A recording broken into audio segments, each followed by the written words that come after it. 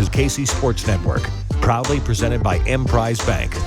Welcome into another Three Mall Pod. I am your host, Cole Manbeck, joined by publisher and editor at K-State Online on the On3 Network, Derek Young, as we are here to talk about a huge victory for Kansas State as they knock off number 4 ranked Kansas 75-70 in overtime to hand the Jayhawks their 4th league loss. K-State improves to 5-5 in the league, 15-8 overall, in what was a much needed victory to end a 4-game losing streak for the Wildcats, and what was just an electric, dynamic atmosphere as always in Bramlage Coliseum, and an incredible effort by the K-State men's basketball team. And as always, we got to thank our friends at Holiday Distillery. I know I was eager to toast a glass in celebration. Hopefully many of you were able to pick up a bottle of Ben Holiday Bottled in Bond Bourbon or 360 vodka and toast a drink after last night's victory. If not, maybe you can go pick up a bottle and just enjoy a beverage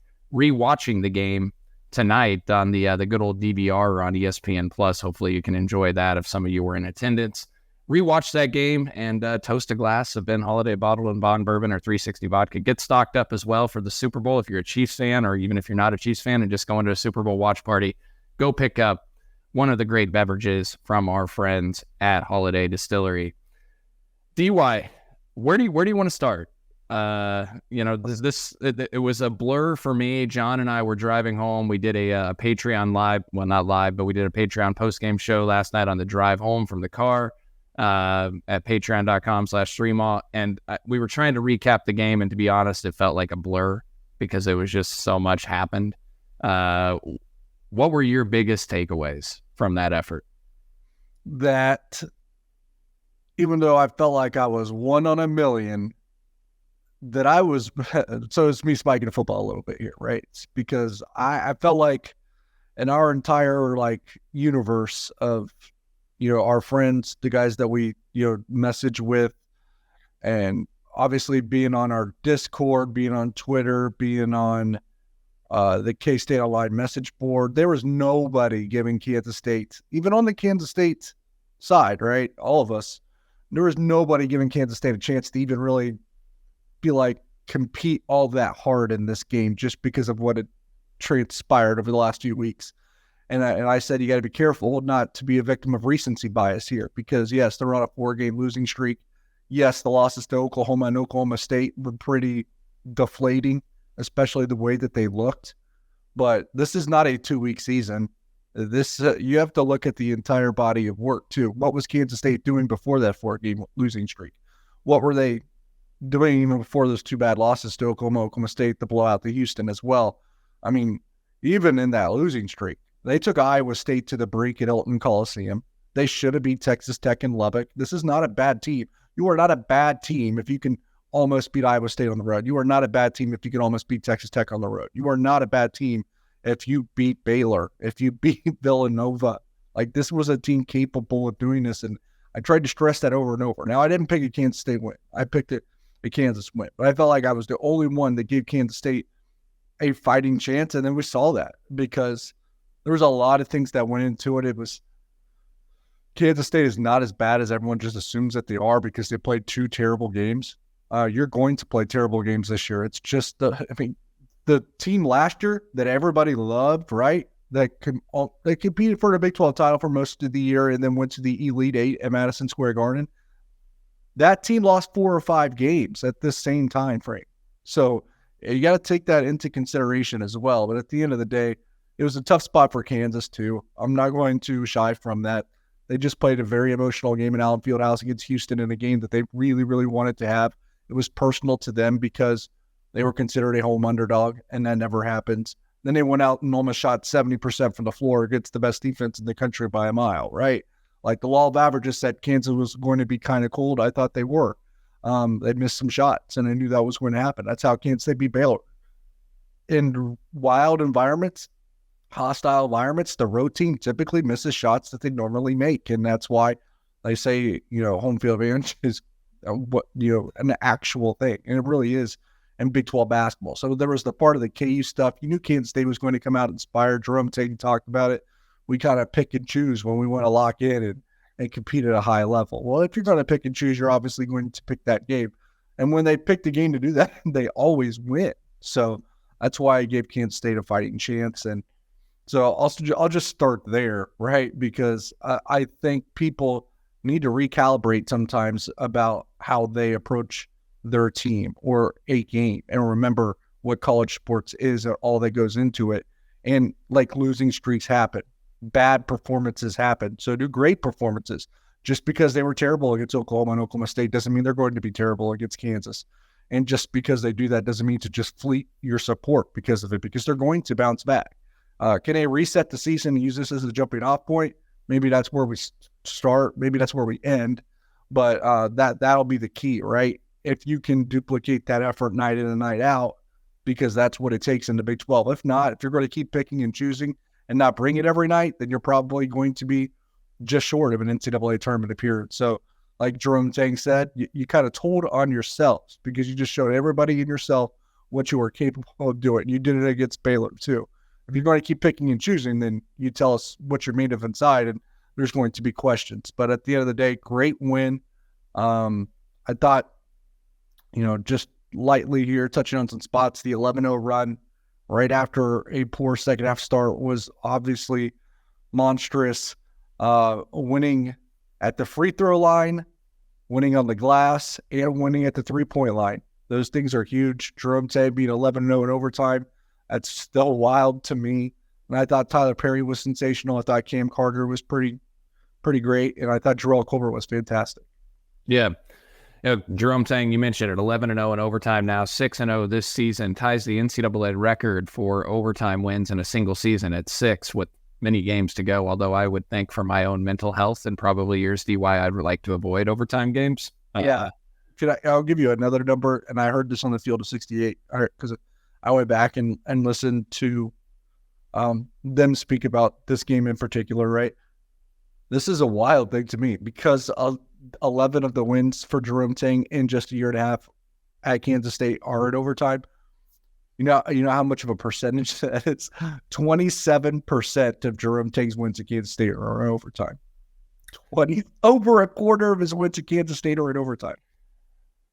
That is crazy. And the current 11-game winning streak in overtime, according to K-State's second longest nationally, behind only Florida State, which has won 14 in a row, but that dates back to 2018. I mean, Jerome Tang's done this since 2022, an incredible streak, and says a lot. I mean, Jerome Tang now, DY, I just tweeted this out, is 7-1. This coaching staff and Jerome Tang are 7-1 against head coaches that have won a national championship.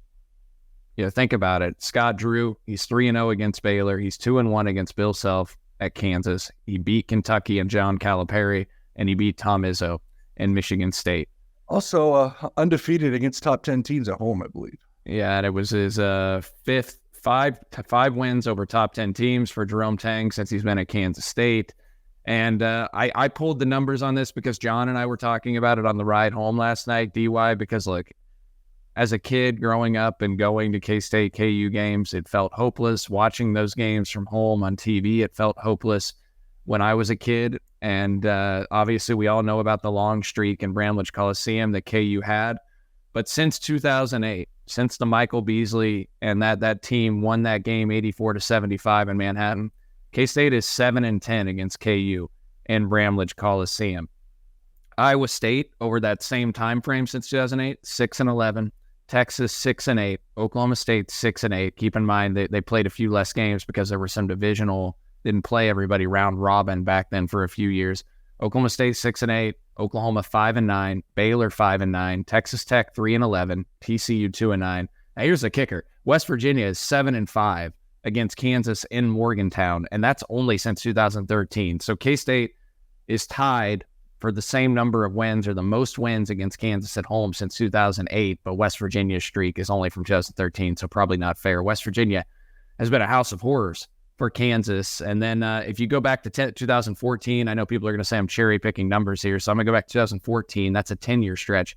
K-State is 5-6 against KU in Bramlage Coliseum. Iowa State's 5-6. Texas is 5-5. Oklahoma State 4-6. Oklahoma 4-5. Baylor 4-6. Texas Tech 2-7 and TCU 1-8, and that doesn't include every Big 12 team, but that includes a large number. So it's pretty special.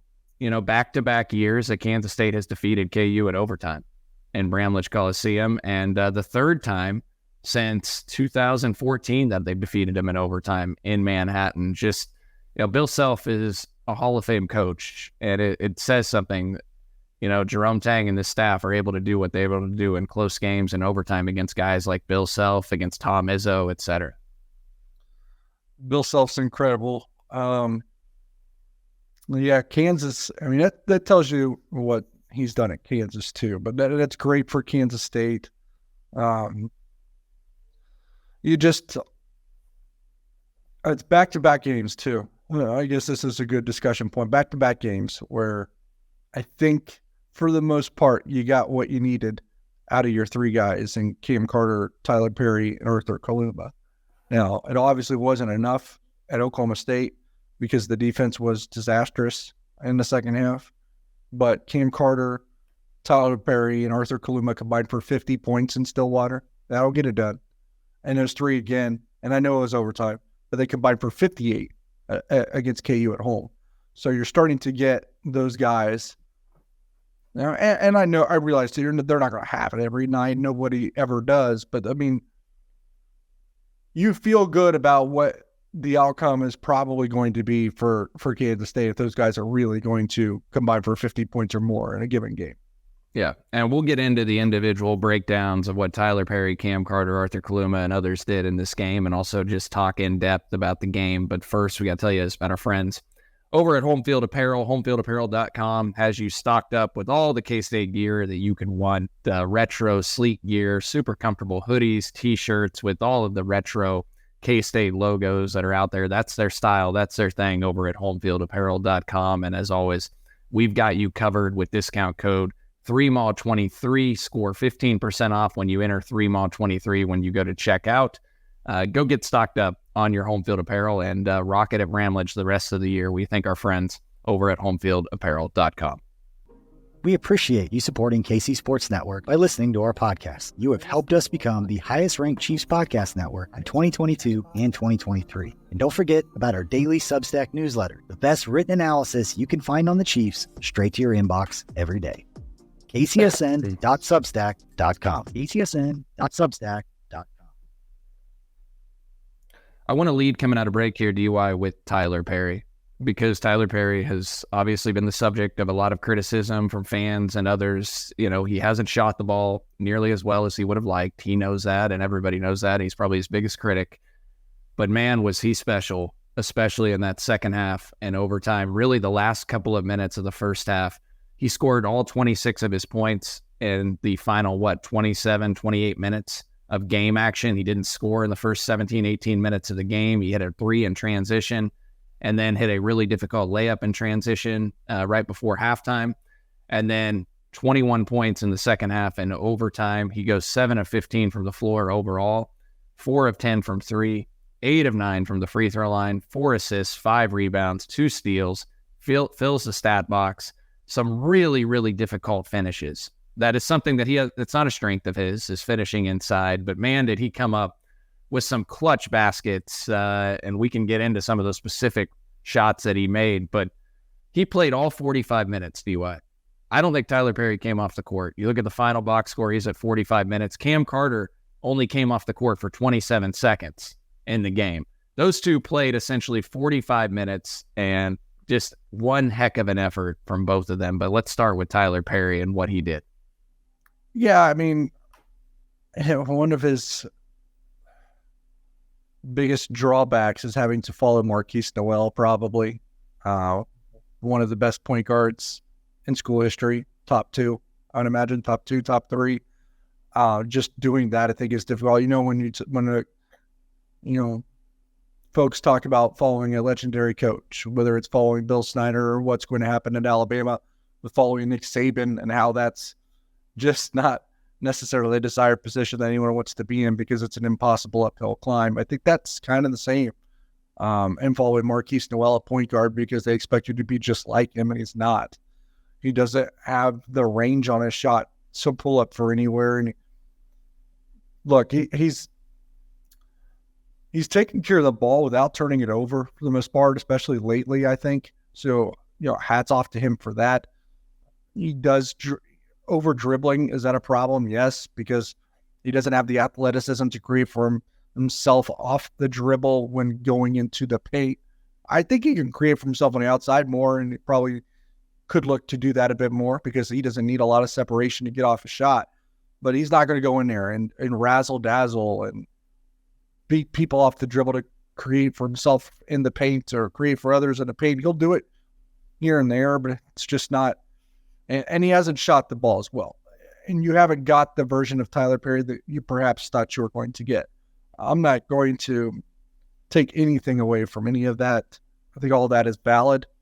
I think he's still the whipping boy, probably unfairly for most of the year, because he's probably received more criticism than anyone when, in my opinion, and I said this, I don't know if I said this on our show, but I said this somewhere following the Oklahoma State game, is that the guys that you expect and have to count on each night, whether that be Carter, Kluma, and Perry, when things don't go well, right, when they're really going through it and they're struggling, adversity striking, and something just needs to happen.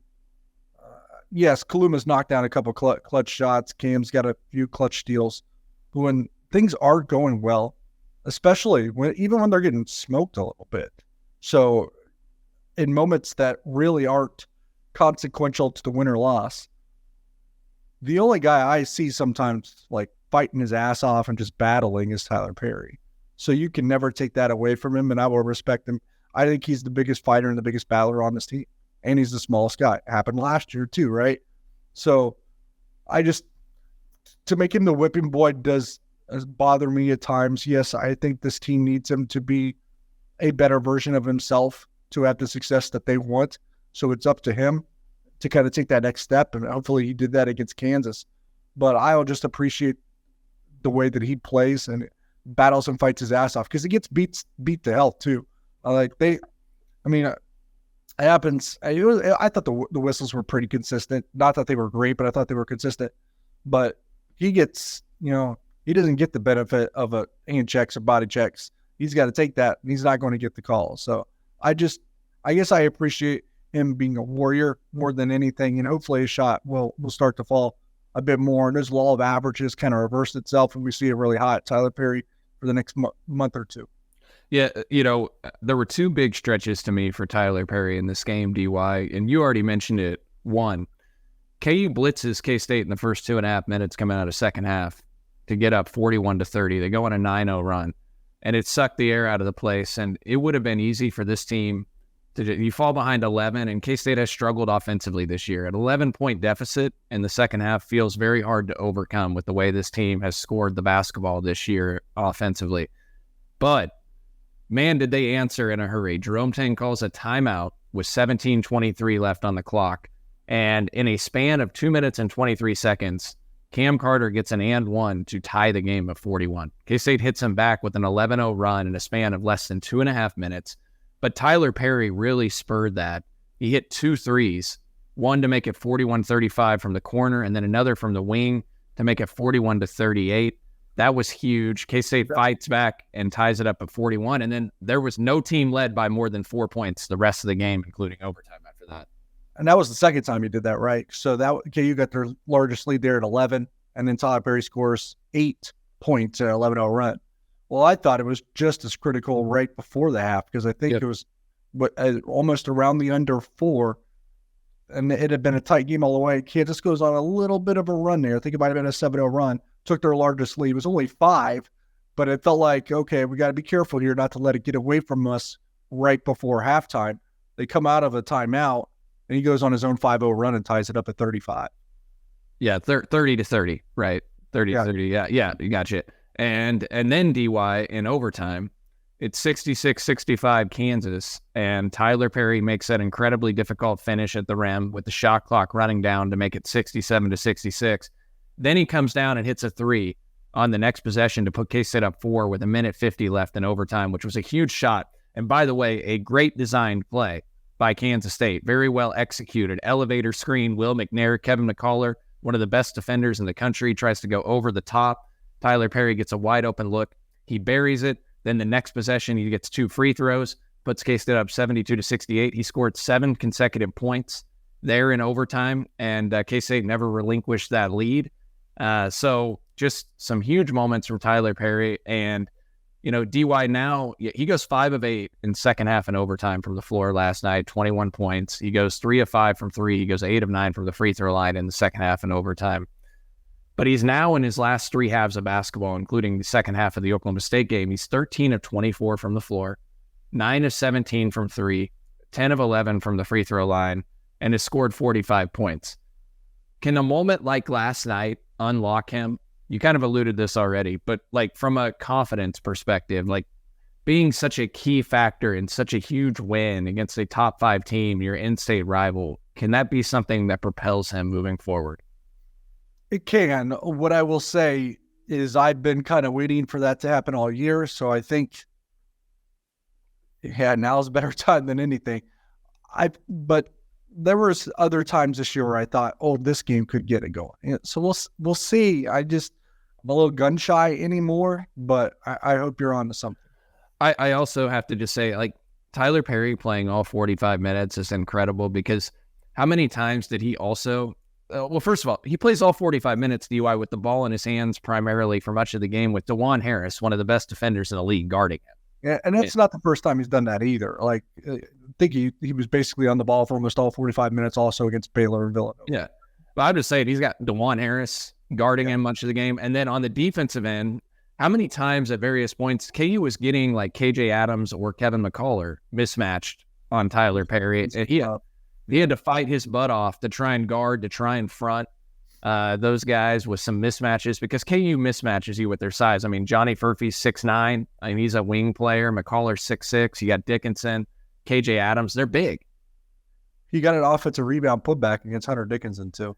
Yeah, and I know Dickinson maybe tipped that in partially, too, right? No, I'm talking about a different one where Perry was in. Dickinson definitely tipped in the one. Oh, okay. There was a different one. All right. Yeah, so... it's all a blur to me, DY. I'm still trying to... But Tylor Perry had a legitimate one. Now, Dickinson did tip in the one. You're right. Yeah. And then we got to talk about Cam Carter, because he's a guy that only sat for 20 seconds or so, and we know he's a heck of a defensive player. And DY, he comes out of the gate and hits 2 threes to really, just get things going and kind of loosen things up in Bramlage. And then, Cam ends up with 19 points, but what really impressed me, he had 11 rebounds. He leads the team with 11 rebounds, and they were all defensive boards, 11 defensive rebounds. I thought Cam Carter was terrific. I know he had a couple frustrating turnovers, but man, did he battle his butt off out there. Yeah, he gets so worked up in a moment sometimes. I think the crowd kind of gets his juices flowing to where he'll take some questionable shots, some questionable decisions on the offensive end, get sped up. So I don't know that these turnovers are ever going to disappear for him. I just think he's someone that gets a little sped up when, the wheeling and dealing of a game really gets going. But you're right. He was great. I thought two things here. The rebounds, because that's big, because not that Kansas State won. Kansas State didn't win because of the discrepancy in second chance points. They only won it 8-6, but they may have won it because they held Kansas to 6, right? That's the big deal. So that's how I would describe that, how I would phrase that. Like, because 8 points, you didn't win it because of second chance points, but you did win it because you kept KU from getting second chance points. That's huge. Yeah. To that point, DY, I mean, KU just out-rebounded Houston, one of the best rebounding teams in the country. KU out-rebounded them 40-24 on Saturday. And K-State has struggled a little bit, especially on the defensive glass. K-State out-rebounds KU 43-33 in the game. KU only has 7 offensive rebounds in the game, and it was their, let's see, I've got the number somewhere in here. It was a 17.1% offensive rebounding percentage for KU. They rebounded 7 of their 40 missed shots in the game. I believe it was their second lowest offensive rebound percentage allowed by K-State this season. So second lowest offensive rebounding percentage allowed by the Wildcats this season, behind only the Chicago State game. KU's 17.1 offensive rebounding percentage appears to be the second worst for the Jayhawks this season as well. So I thought rebounding was a huge thing. And DY, you just mentioned like the second chance points. K-State only outscores them 8-6 on the second chance, but 6 of those came on 3 straight possessions late in the game when it was 58-56. K-State had 3 straight offensive putbacks to make it to 64-62. Arthur Kaluma had 2 big putbacks. Some good fortune that one air ball, right? Yeah. No, there was. Yeah. Was that an Arthur Kaluma air ball from the corner, I think?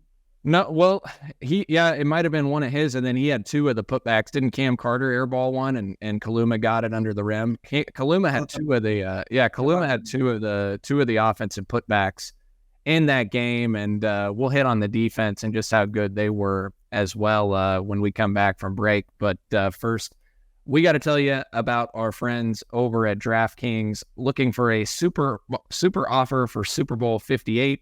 DraftKings Sportsbook has you covered. New customers can bet on the big game and turn $5 into $200 instantly in bonus bets.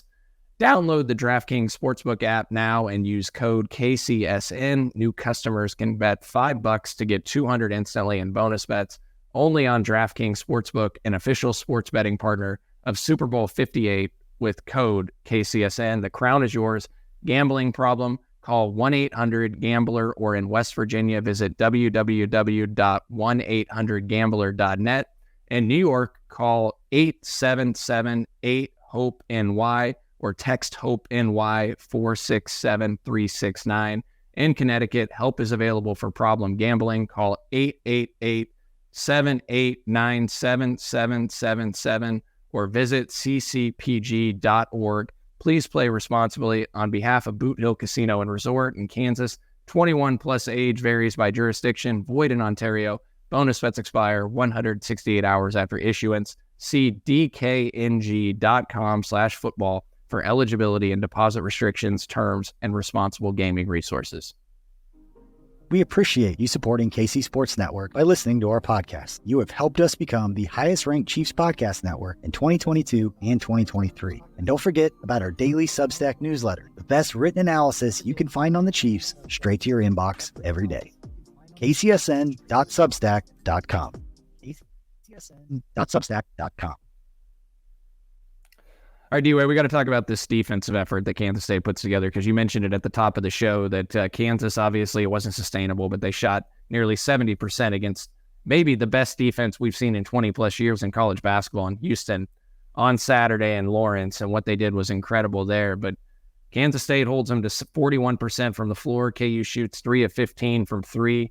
Interestingly enough, DY, KU actually was 6 of 29 from 3 in Manhattan last year in the 83-82 overtime loss. So over the last 2 years in Manhattan, KU is 9 of 44 from 3, 20% from beyond the arc. They have really struggled shooting the basketball in Manhattan.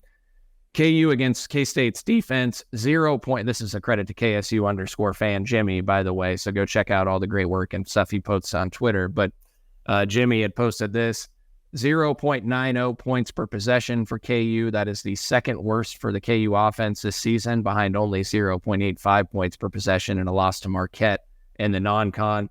43.4% effective field goal percentage for KU. That's a season worst. 20% from 3. That's a season worst. The 3 made threes, tied for a season low for the Jayhawks. 47.2% on 2-point attempts. That's the 4th worst that they had, and I already mentioned second worst offensive rebounding percentage by KU this season. 23.5% free throw rate, which was a big story in this game. We'll hit on in a minute as well. 6th worst for the Jayhawks. I thought K-State's defense, I know KU missed some shots, and they had some shots go in and out, some bad luck, right? But I thought K-State's defense was pretty darn good for the most part. Yeah, it was. And it just goes back to the picking and choosing, right? When your intensity is that good, you get rewarded. And their intensity and attention to detail was that good. And you make things hard. So when contested shots kind of go in and out, it's because of how hard you worked on that end of the floor. Your hard work, you get rewarded from your hard work.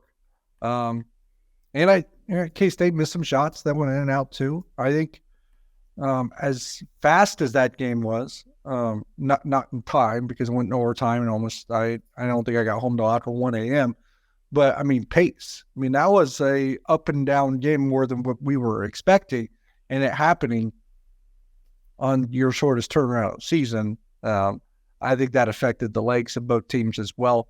But yeah, they closed out most of the time. The shooters, not a lot of miscommunication, and we'll see, and this could probably lead us into a next thing. Kansas State's a much better defensive team when Jarrell Colbert's on the floor. I thought, the defensive strategy from the start of that game, DY, appeared to be to front Hunter Dickinson in the post because he's so good when he can bury you in the post, and he's so big. He gets it within 5-6 feet. He's going to finish almost automatically. And so they made an effort to front him. Jarrell Colbert early on fronted him. I think he blocked his shot early on in the game as well. Jarrell Colbert had 2 blocks. Colbert had played 16 minutes. And I know we all agree that plus minus can be a very flawed stat. It is not the end all be all by any means. But Jarrell Colbert was what, plus 18 in the game? Yeah, there was a spot I saw he was plus 18, a spot I saw he was plus 21. Either way, it was really freaking good. And to do that in only 16 minutes without scoring a point is pretty incredible. Yeah, I thought Jarrell Colbert was really good. And maybe, were you surprised he didn't play more minutes? I know you were I think you were pushing hard to get in there a little more. I was beating that drum because he only played 7 first-half minutes. He only played 9 second-half minutes. And he started both halves. And then he didn't start or play it all in overtime. I thought it was head-scratching. Jerome Tang essentially addressed that without me even having to ask it. It was part of my question, too. I was really just asking him about the effectiveness of Colbert. He's like, I know people are going to ask why he didn't play more, but he just doesn't think he's physical game ready to take on that load of minutes yet, which is fine. But if he's going to be that good for you, you better start getting him there. Yeah, and I think, look, it makes sense that playing against a guy like Hunter Dickinson, so it's a high-intensity game. 16 minutes is probably more like 20-plus in a game like that that's so up and down and high intensity. And then you're playing against a guy in Dickinson that's got, 75 pounds on Colbert? I mean, Dickinson's such a load, so it's physical. It's hard to guard him. McNair, is a heavier, larger big that played, 29 minutes in the game. McNair had 6 points, 3 rebounds. You'd like to see the rebound numbers a little higher there from Will McNair. But, look, you get 11 points from your bench and David Gasson and Will McNair. That's something we get addressed, too. The K-State only plays 2 guys off the bench, but Gasson plays 26 minutes and McNair plays 29.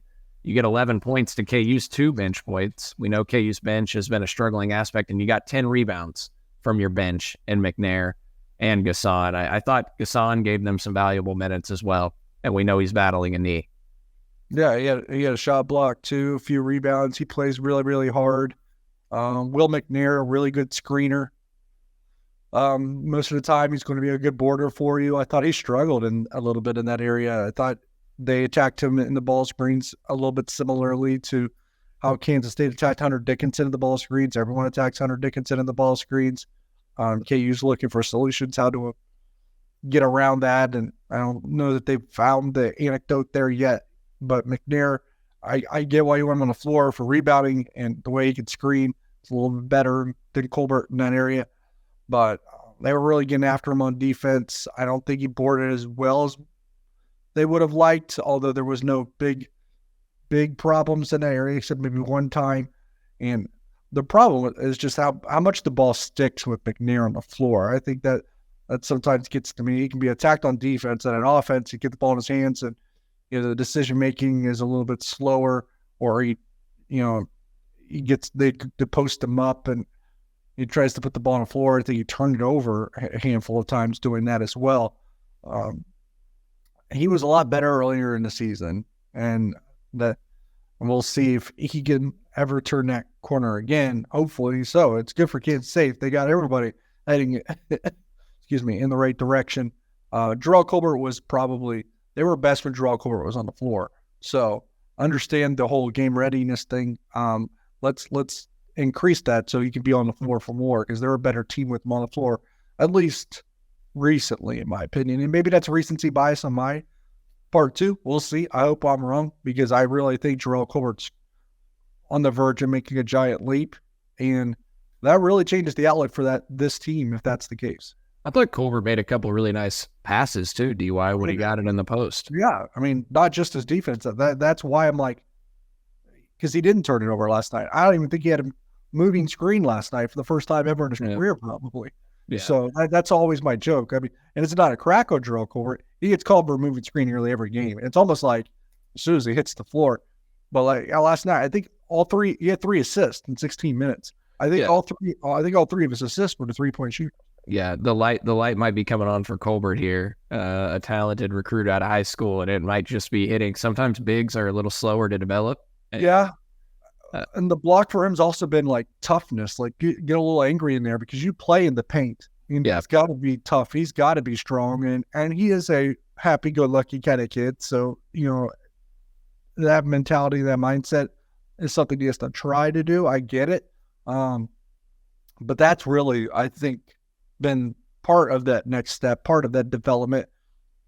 You can't be soft. You can't be weak. You can't be, you got to go in there and you got to be an alpha to play in the paint in the Big 12. What'd you make of the defensive effort? This kind of ties in here. What'd you make of the defensive effort on Hunter Dickinson, who finishes with 21 points, 12 rebounds, but DY 21 points on 18 field goal attempts? Yeah, I would just say that it didn't. If you look at a stat line, and I guess 21 points on 18 shots is a good thing. And he did, excuse me, gosh, it still felt like he got his. When you're looking at the stat line, and you look at the stat line, and it probably feels like you did kind of well on. I'm going to look at it real quick. Kind of well on KJ Adams, although he was no stat line showed good. Here's my thoughts, just naked thoughts here. I thought Kansas State made life hard on Hunter Dickinson, really, really hard. And I thought that not that they took him away, but they took away his impact on the game, and they contained him really well. And I think he was frustrated because of that. On the flip side, I thought KJ Adams was really good. And I thought because you have to put the attention on to Dickinson, that let Adams get to his spots a little bit more. That little, like in the paint, like little floater that he has. Does he ever miss that? Does he ever miss that shot? And what I will say is that's almost an impossible shot to take away because he's so explosive off the bounce too. So you can't, you take that away, he's going to get you or he's going to drop it to Dickinson, right? Yeah. So that, whether it was the coaching staff or whether it was him, to put that in his arsenal was such a smart move. It makes him so hard to guard. That's what I would say is that on this given night, KJ Adams was harder to guard. Interestingly enough, KJ Adams only finishes with 2 rebounds in the game, but look, Dickinson was 8 of 18 from the floor. You'll take that. I mean, it's a high shot volume for 21 points. I thought maybe the biggest part of the game, DY, obviously Kevin McCullough struggled. We'll hit on that in a second, but Johnny Furphy, the Australian freshman, had been such a big spark plug for Kansas over the last 3 weeks or so. Johnny Furphy goes 2 of 7 from the floor. He goes 0 of 4 from 3. Over his past 6 games going into Monday, he was 16 of 29 from 3, 55% during that 6-game stretch, 31 of 48 from the floor overall, 65%. And as I just mentioned, in 39 minutes, he doesn't hit a 3. He goes 2 of 7 from the floor, and he only has 4 points, including what a play by Cam Carter. It looked like he was going to have an open look in that corner, I think, in overtime, and Cam Carter just stuffed him and blocked the shot. I mean, K-State did a really nice job on the freshman shooter for Kansas. Yeah, what I would say is that he's kind of new to the scene, right? He just kind of busted onto the scene recently. So, hostile road environment. Your players like that typically aren't as good on the road. And something that I would be a bit leery of if I am a KU coach, fan, supporter, whatever, in that ecosystem, is that he's a true freshman, and they're asking for a lot out of him right now, right? I mean, Marco Jackson was a guy that was getting heavy minutes at one point of the season as a true freshman. He only plays 5 minutes in Brainwich Coliseum on Monday night. I know he hasn't had a ton of minutes over the course of the season, but that's asking a lot of them and short turnarounds and game after game now. Their bench is very, very short and limited. They played next to nobody, and I know it's for a reason.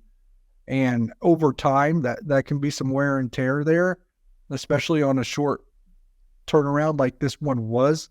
Now, guys that have played a lot of college basketball, it's probably not going to affect as much, especially when you get to the conference tournaments, NCAA tournaments, longer timeouts, stuff like that. And they're used to the grind of an entire start to finish season and have the conditioning and body support for it, that being guys like Dickinson, Harris, McCullough, Adams. But some of your newer faces that haven't played a full college basketball season, that are asked to play this many minutes a night without little help. The little thing that they call a freshman wall, well, that thing is going to be a lot more solid and harder to break through when you're asking some of these kids, like Johnny Furphy, essentially, 38 minutes. How many did play against Houston, right? I mean, not that this is a Kansas show, but they're going to have to be careful with how they use some of the young players that are not used to the grind of a season. Yeah, I mean, Parker Brown leads them minutes off the bench with 10, and then nobody else plays 6. Nick Timberlake played 6. I think Elmarco Jackson played 5. And those are the two, right? If you're a KU fan, you got to be completely disappointed in a game like this that you can only trust Elmarco Jackson to play 5 minutes. You can only trust Nick Timberlake to play 6 minutes. Timberlake was a highly touted transfer that they were excited about at one point, and now he's, he plays 6 minutes and barely records a stat. Elmarco Jackson, I know he's lost time because he's a turnover machine, hasn't played defense, but he only plays 5 minutes. I mean, if they can't get something better from those guys, then the grind of a season is going to catch up to them. They'll be fine come tournament time. And I know our producer said that this team is probably more built for a tournament, KU, than a regular season. And to be quite honest, he's right, because the depth stuff does matter a little bit less in the tournaments because the longer breaks that are in those games. Yeah. I thought one of the biggest things with defending Dickinson, just to switch gears back to him real quick, one of the concerns I had, DY, was his ability to pick and pop, hit the 17, 18-footer, pull you away, pull McNair away from the rim, hit the 3. Hunter Dickinson only made 1 jump shot last night, from what I can recall. Now, he didn't hit a 3, and he's actually really struggling from 3 now. He's over his last 8 games, he's 1 of 17 from 3. He was shooting nearly 50% from 3 at one point earlier this year. He's a guy that can stretch the floor as well, but I thought it was big that he wasn't able to knock down some of those jumpers. K-State did a really nice job there. And then Kevin McCullough, 6 of 18 from the floor, 2 of 5 from 3, which is fine, but 1 of 5 from the free throw line. He's an 82% free throw shooter. Kevin McCullough came into the game averaging 20 points a game on the season, over 6 rebounds. He's played like an All-American, shooting about 48% from the floor. K-State holds him to 6 of 18. He gets 15 points, but on 18 field goal attempts. And DY, one of the things that was the biggest moment in the game, K-State was up 4 with a minute left in overtime, and you felt like you might have it. And you turned it over. KU gets 2 free throws. They pull within 2. Then you miss a shot, and Kevin McCullough gets fouled on the rebound with 21 seconds left. But it was only the 9th team foul on K-State. And so it was a 1-and-1, and he went down and missed the front end. And I think Arthur Kaluma got the rebound. He got fouled. He made both free throws. Big credit to Art, because he made 4 of 4 at the foul line late in that game. And he hadn't shot it as well as he probably would have liked in that game, but he goes 4 of 4 at the foul line. That was such a big moment that McCullough missed that front end. I mean, that's something that can't be overlooked. Plus, he had a big turnover late in the game. And to be careful here too, and I think I said this and kind of how I defended myself and why this game would be a dogfight and K-State would compete, is I talked about the regression to the norm here for KU after a night they shot 70% from the floor against Houston. Well, I think you're starting to see it a little bit from McCullough. Like I think he's taking a huge step in his game and he's playing like an All-American, but he was playing so much better from an offensive standpoint than at any point in his career that some of these numbers were due to revert a little bit. Yeah. I mean, he was 3 games ago, he was 5 of 17 against Cincinnati. He was 5 of 18 at Iowa State. Then he had a great game against Houston, 7 of 8 from the floor, but 6 of 18 against Kansas State. He is now, in his 3 games at KU against K-State, he's 8 of 30 from the floor, under 27%. He went 0 of 2 in Manhattan last year and fouled out. Those 3 bad performances he talked about were all on the road. So his home and road splits are probably a big disparity there. Yeah. So, that's a lot I know on the K-State defense, but, I think also probably need to just hit on real quick. K-State turned it over 16 times, but in the grand scheme of things, DY, when you factor in playing 45 minutes in overtime, 16 turnovers isn't that bad of a number. A couple of them will really pull your hair out. No, they weren't, and a lot of them weren't live ball turnovers this time, so that kind of helped. But here, I'll say two things. One, I've come around, and Jerome Tang has mentioned this in his and he had good logic. So that's just why I've come around on turnovers not really being a big dictator in terms of a win or a loss for Kansas State, because they've won like 5 games this year with turning the ball over 17 times or more. So 16 is not going to bother me at all. So the free throws, 3-point line, and rebounding have been far more stronger indicators for Kansas State performance. And they won all of those against KU. That's why they won the game. And this is another way to look at it. I also don't look at just sheer turnovers. It's points off turnovers, and they still got their ass kicked in that part. So it doesn't matter. Points off turnovers were still 21-8. You lose points off turnovers by 13 points. That's not really forgivable. You can't say, oh, it wasn't that bad. Well, when you get dominated by 13 points and points off turnovers, it still was. That's why I never look at the sheer number. Yeah, I mean, KU really did capitalize really well on the it was 16 turnovers, but they got a lot of runouts and transition. It's why KU outscored K-State in the fast break points 16-9. And when K-State was able to get into its half-court defense, it was really effective, but there were some opportunities where KU got out and ran off turnovers. I mean, at halftime, DY, each team, I believe, had 6 turnovers, but KU had 11 points off turnovers to K-State's 2 or 4. I can't remember, but it was, that was a key part, obviously. But another stat that I know some folks haven't come around on some of the advanced numbers, and this is a great way of putting it. It is the free throw line, right? They're like, why do you look at free throw rate instead of free throw percentage? Well, KU shot 69% for the free throw line. K-State shot 69% for the free throw line. They were tied, 69%. So it's like, oh, okay, they both shot both shot the same free throw. That's it. No, free throw rate mattered because K-State scored 10 more points at the free throw line because they shot 10 more, or scored 7 more points from the free throw line because they shot 10 more free throws. Well, that was such a key part because I had just mentioned on the last show that we did that the free throw rate for K-State, the 11.3 rate that they had against Oklahoma State, I believe was the second worst of the season. And they had been getting outshot at the free throw line by 15 attempts per game in their 5 Big 12 losses. And teams were hitting 11 more free throws per game as a result. They were getting outscored by 11 points per game at the foul line in their 5 Big 12 losses. Well, in this game, K-State has a 44.8 free throw rate. That's their 7th highest mark on the season in 23 games. KU just had a 23.5 free throw rate, the lowest opponent free throw rate for a K-State opponent since the UCF game to open Big 12 play on January 6th. So K-State did a really nice job not putting KU on the foul line at a high rate. And K-State was 1 of 6 at the free throw line at halftime. But in the second half and in overtime, they go 17 of 20 from the foul line, 85%. So really nice job capping it. KU was also fouling the right guys. They sent Gasson and Colbert. Yeah. Yep. Nope, for sure. So DY, K-State moved from 83rd in the net rankings, big picture, to 79th in the net. Look, I figured that was probably what was going to happen. It wasn't going to be as big of a jump as people thought. But I think the most important thing to note is K-State picked up another quad 1 win that will stick as a quad 1.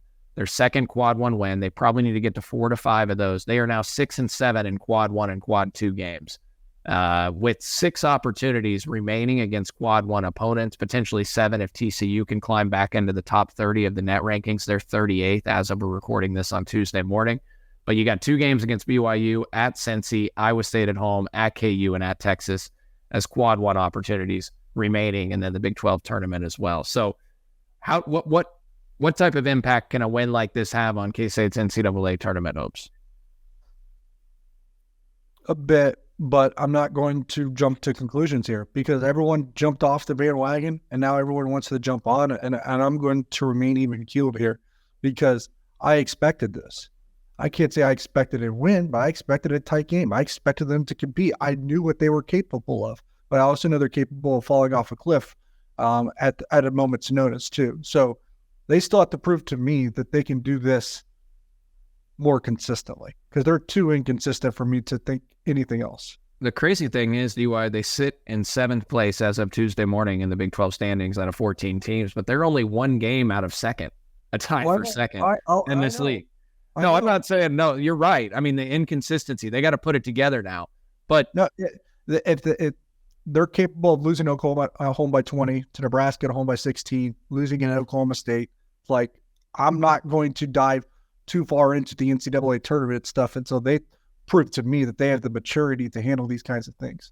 But if they play like they did last night with that type of effort and intensity, they're gonna win enough games. Then you're going to win enough games. But they've not shown that they can be trusted to do that yet. Yeah. How big is it that they now have? They have the bye next week, right? And then this was your first real big Monday game, I believe. So you get that extra day rest. BYU plays tonight on Tuesday night. But you got to go play in altitude, and it's Saturday. You got to travel out to Utah. But I wonder if they travel a little bit sooner, because you do have the longer just to get used to that altitude. Get used to it. Yeah. I would consider doing that if I was Kansas State. Look, it's been a long time since they had a winning streak. I mean,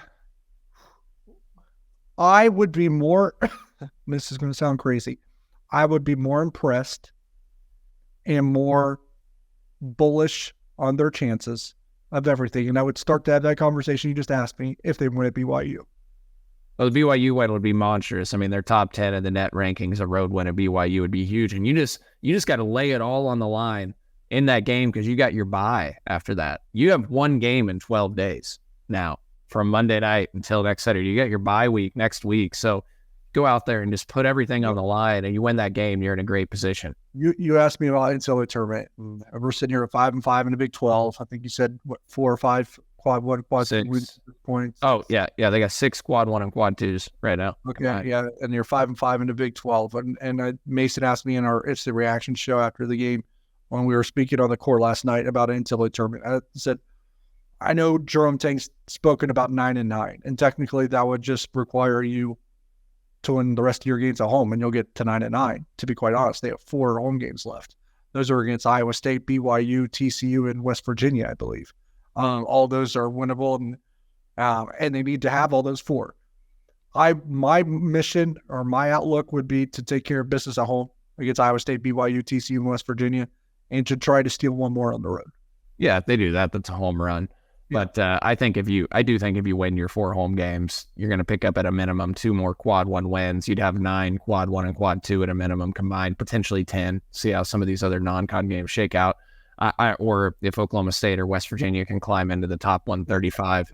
But the thing is, I think you might have to do a little bit more than that, because there's a potential you're going to have 2 quad 3 losses.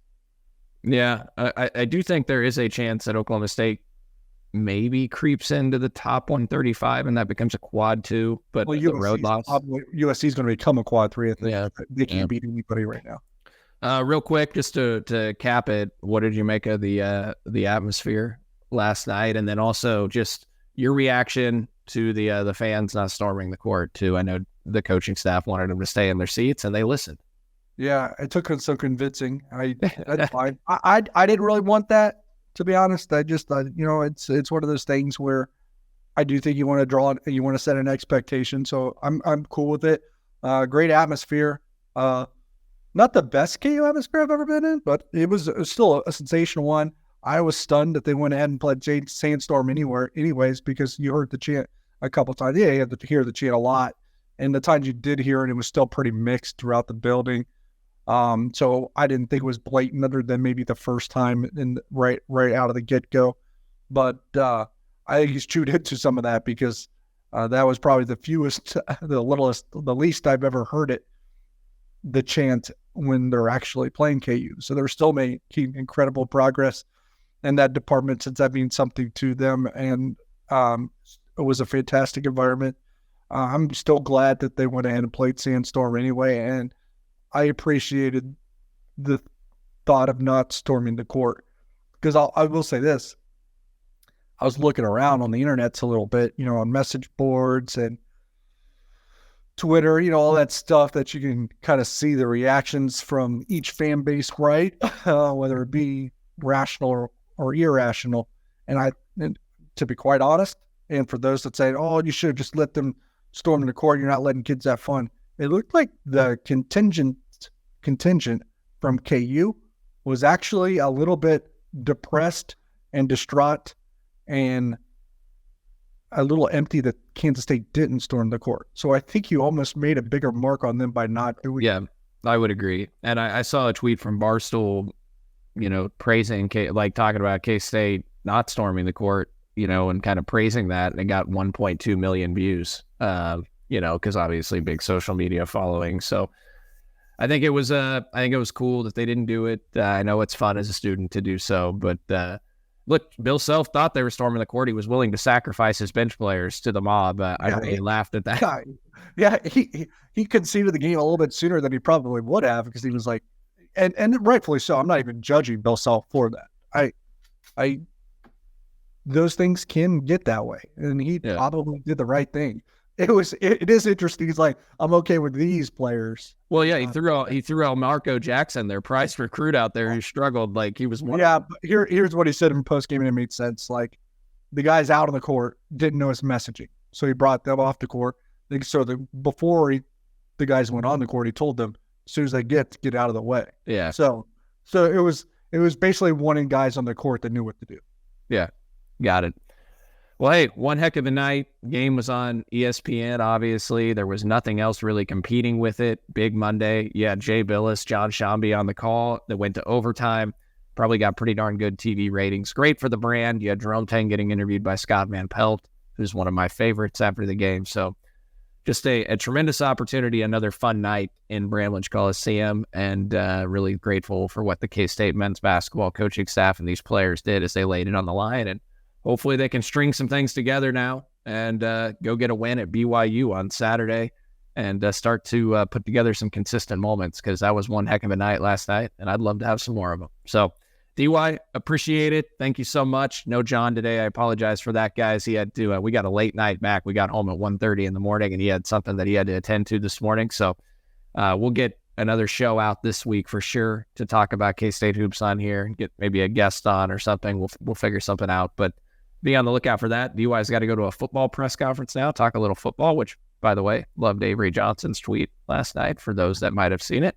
So anyways, good time, and go check out our friends at homefieldapparel.com, 3Mall23, 15% off, and go get stocked up with your holiday distillery products as you gear up for the Super Bowl on Sunday. Thanks all. Appreciate you, and thank you for listening to another episode of 3Mall.